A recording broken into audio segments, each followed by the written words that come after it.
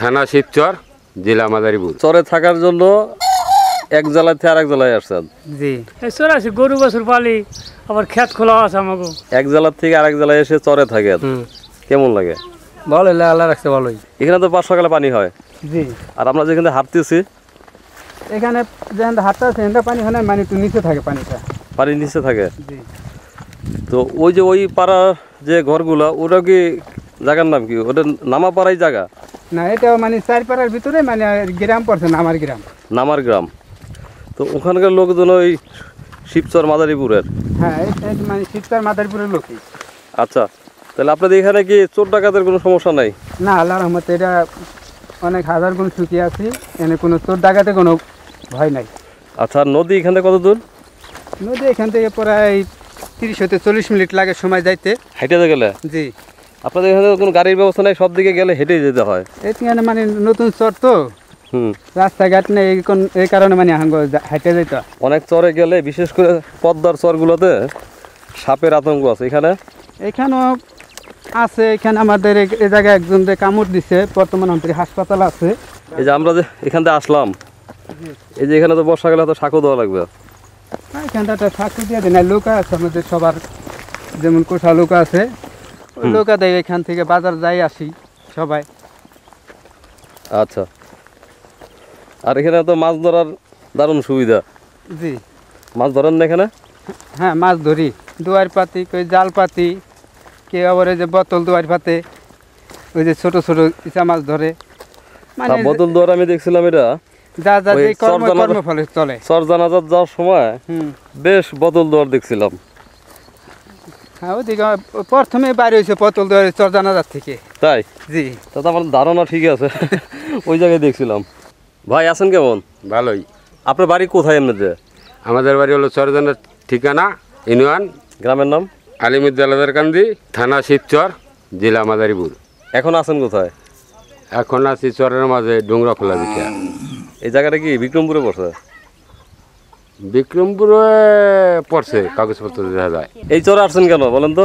চরে, হ্যাঁ, চরে আছি, গরু বছর পালি, আবার ক্ষেত খোলা আছে আমাকে। কিন্তু আমার ধারণা প্রত্যেক বাড়িতে 8-10টা করে গরু আছে এখানে।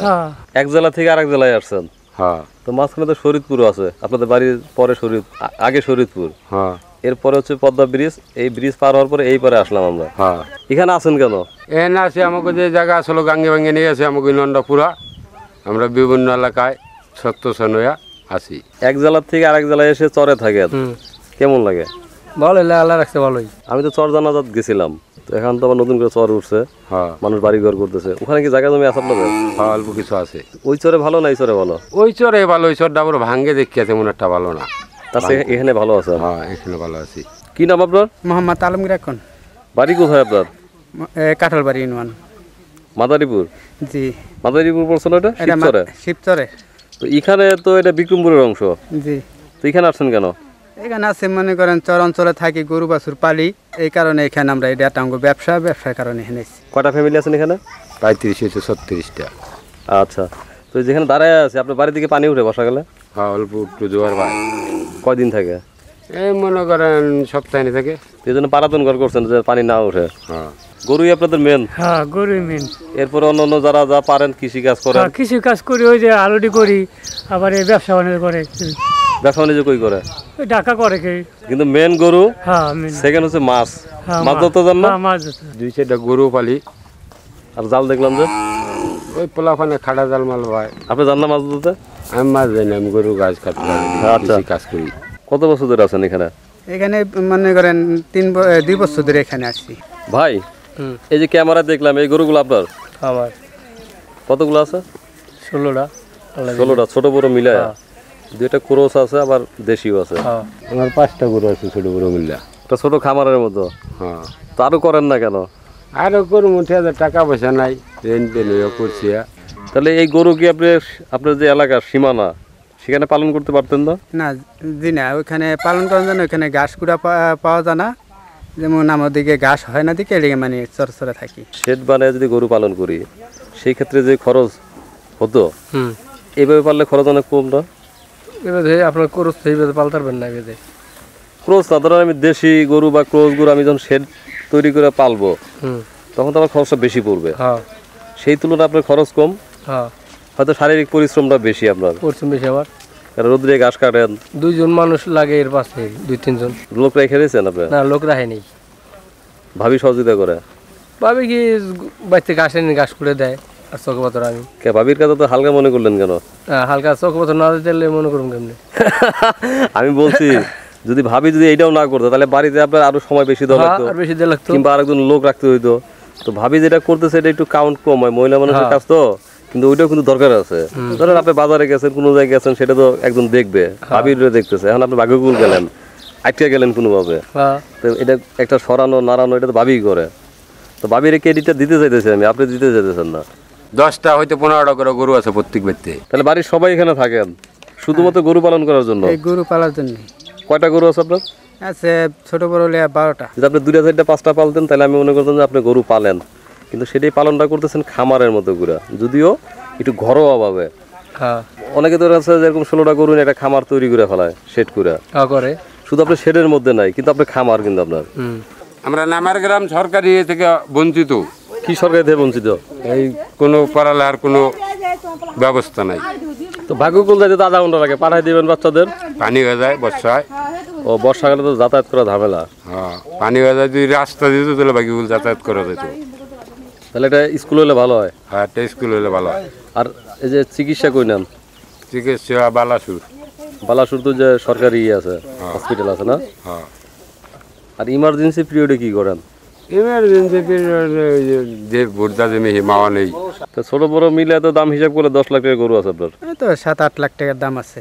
আচ্ছা, তো গরু কি দুধ দেয় না? হ্যাঁ, 4টায় দুধ দেয়। দুধ কই বিক্রি করেন? এই বাইকেকুল বাজারে। আল্লাহ রাখছে ভালো, আলহামদুলিল্লাহ। পরিশ্রম তো করতেছে? পরিশ্রম করতে নিজে। প্রত্যেকটা বাড়িতে 10টা 15টা গরু থাকে, ধরেন বাড়ি আছে 35-40টা, 10 টাকা ধরলে কিন্তু 350-400 গরু আছে। তো আপনাদের ম্যাক্সিমাম গরুই কিন্তু দেশি গরু, কিছু আছে শঙ্কর বা ক্রস বলি আমরা। তো দেশি গরুর দাম বেশি না? না। কেন? দেশি গরুরা দুধ কম দেয়। ও আচ্ছা, ওই হিসাবে দেশি গরুর দাম কম? দাম কম। আর বিদেশি গরুর দাম বেশি। হ্যাঁ। দুধের দাম কত এখন? মানে মনে করেন নাইজগা বাজারে মানে গড়ে পড়তে 70 টাকা পড়ে। কয় কেজি হয় প্রতিদিন? 10-12 কেজি হয়। নিজে পরিশ্রম করলে সৎ থাকলে আল্লাহ তাআলা আমাদেরকে অনেক বড় করবে, এটাই তো বিষয়।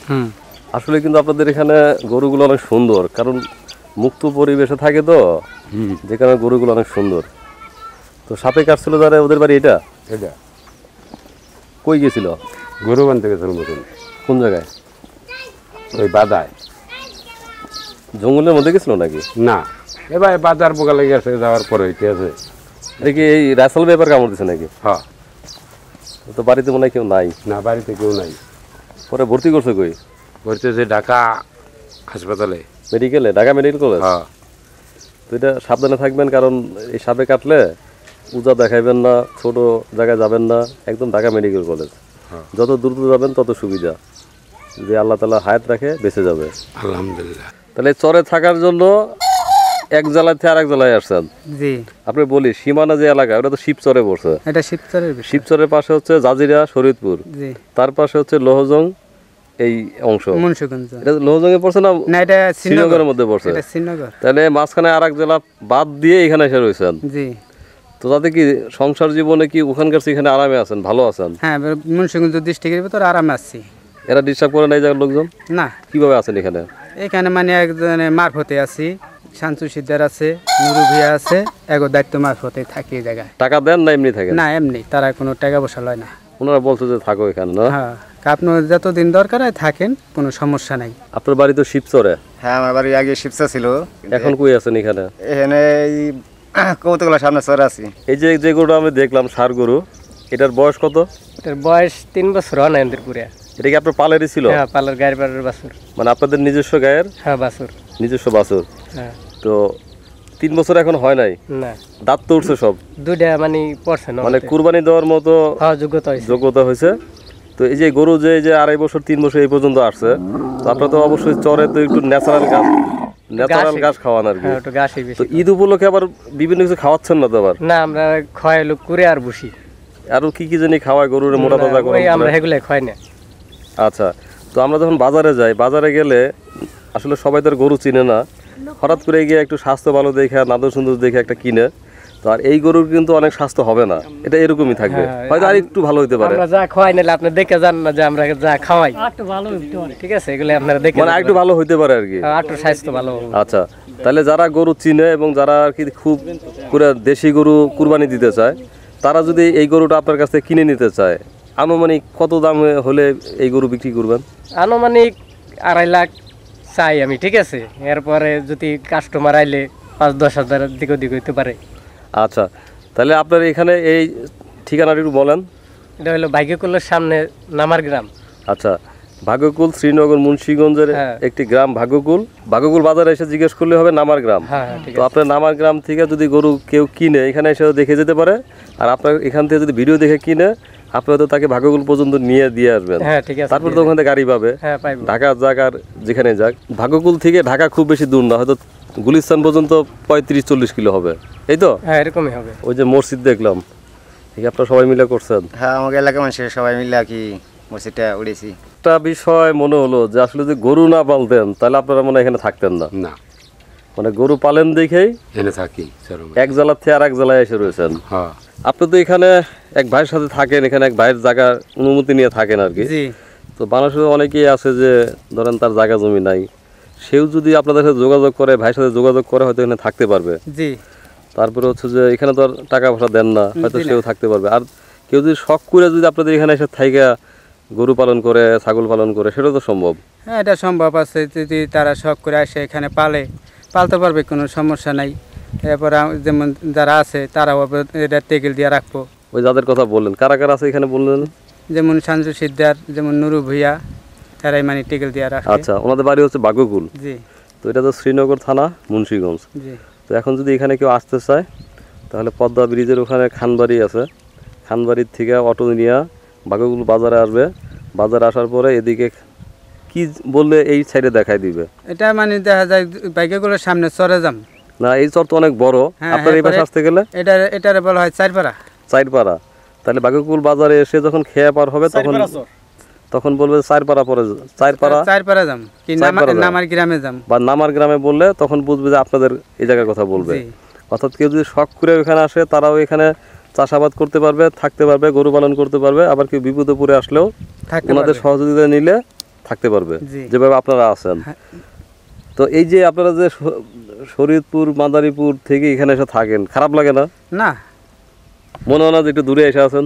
না, এটা কোনো নাই না, লাগে যে এখানে যে আইসি মানে মানে বাজারে গেলে, যেমন সাবেকে বিকালবেলা গেলে বাজার গেলে লাগে যে নিজেকে ফ্যামিলির লোক, মানে একবারে ভাই বেড়াদার মতন চলাফেরা, সবাই ডাক ডুক দেয়, আবার সবাই ডাক দিয়ে এখানে বসে সুন্দর চা পান খাই, কথাবার্তি কই, মানে আড্ডা দেই, সময় দিই তাগুলোকে। বুঝছে, আর বলেন না, বেশি বললে আমার নিজেরই লোভ লাগবে, কারণ আমি ইদানিং চাষাবাদ শুরু করছি।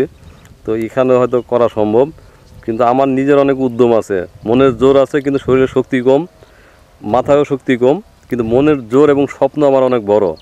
তো সেই স্বপ্ন নিয়ে, সেই মনের জোর নিয়ে কাজ করি। হয়তো আপনাদের এখানেও কিছু করবো হয়তো, কিন্তু এখন শুরু করছি পালের চর।